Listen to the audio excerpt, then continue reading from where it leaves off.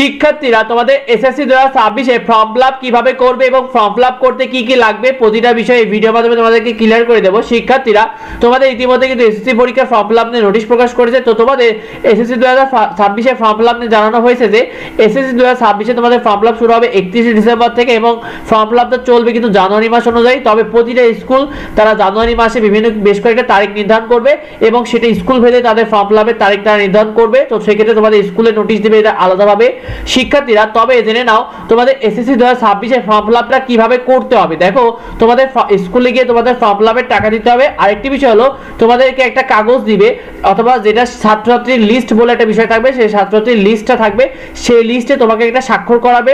শিক্ষার্থীরা তুমি এই লিস্টে স্বাক্ষর করার সময় তুমি কি কি বিষয় খেয়াল রাখবে, তো তোমাকে যে লিস্টটা দেওয়া হবে সেই লিস্টে বেশ কিছু তথ্য থাকবে তোমার সম্পর্কে।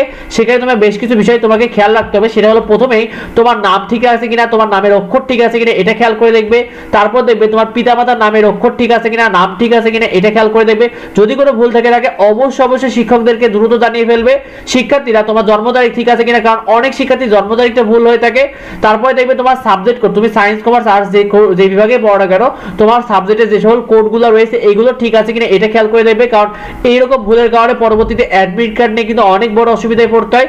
তো অবশ্যই বিষয়গুলো অবশ্যই খেয়াল রাখবে এবং তোমার ছবিটা ওখানে থাকবে লিস্টে অধিকাংশ জায়গায়, সেই শিক্ষার্থী লিস্টে সেই ছবি যদি থেকে থাকে তাহলে তোমার ছবিটা ঠিক আছে কিনা এটা খেয়াল করে দেখবে। অধিকাংশ স্কুলে তোমাদের কিন্তু ফর্ম ফিলআপের সময় এই শিক্ষার্থী লিস্টে স্বাক্ষর করিয়ে নেবে। শিক্ষার্থীরা তোমাদের এসএসসি 2026 এর ফর্ম ফিলআপের যে টাকার পরিমাণ, দেখো বিজ্ঞান বিভাগে বা সায়েন্সে স্টুডেন্টের ফর্ম ফিলআপ করতে তোমাদের যে বোর্ড ফি নির্ধারণ করা হয়েছে সেটা কিন্তু 2240 টাকা ব্যবহারিকতা প্র্যাকটিক্যাল ফি সহকারে।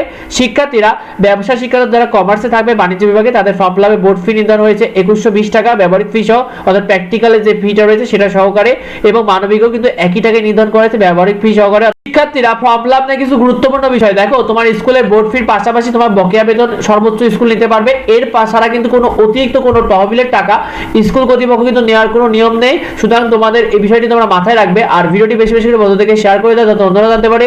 যদি কিছু জানার থাকে অবশ্যই ভিডিওতে কমেন্ট করো। তোমাদের যাবতীয় কনফিউশন দূর করা এবং নিয়মিত সাজেশন এবং ফ্রি শিটগুলো পেতে অবশ্যই আমাদের চ্যানেলটিকে সাবস্ক্রাইব করে রেখো। দেখাই পরবর্তী ভিডিওতে। ধন্যবাদ সবাই।